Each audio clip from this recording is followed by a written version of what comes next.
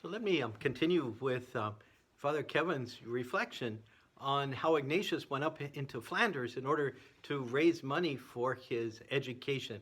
And that will have an impact later on in his life as he discerns what's going on with the Jesuits, because he, at one point, has to decide what sort of poverty Jesuits should have.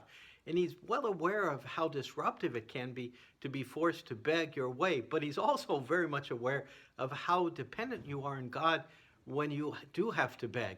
And those two realities, which he lived in Paris and then on his begging journeys, came to be part of his own discernment.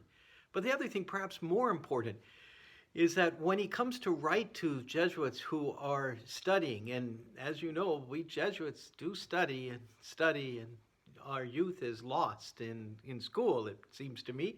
But that became very important in Ignatius, who had lost time in his studies because he had to beg, will insist that the students not have to beg when they go to school. But then he will also demand of them that a single-hearted dedication to their study, something that he was not able to do himself.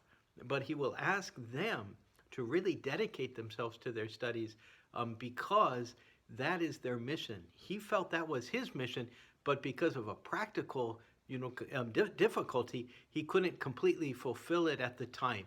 And so he went on these begging journeys. But for the younger Jesuits, that was not going to be the case for them.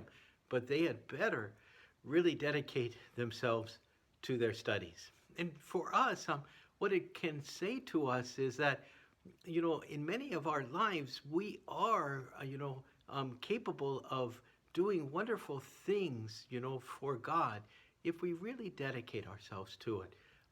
Too often, perhaps we find ourselves distracted by things that are less important, but to really focus on the important things and to do a good job with them, taking care of our families, being good at our work, being good companions to other people, a good friend, those things which are so essential are things that the Lord does give us capacities for, and the ability that we have for those are things that we shouldn't take for granted. But take the time and to be as good as we can with the people around us who so need us. Ignatius had to go begging to do what he thought God was calling him to do. Very few of us have to go begging. So let's take that time to dedicate ourselves to the good works that the Lord is asking us to do. That's the wisdom of the Autobiography of St. Ignatius for today.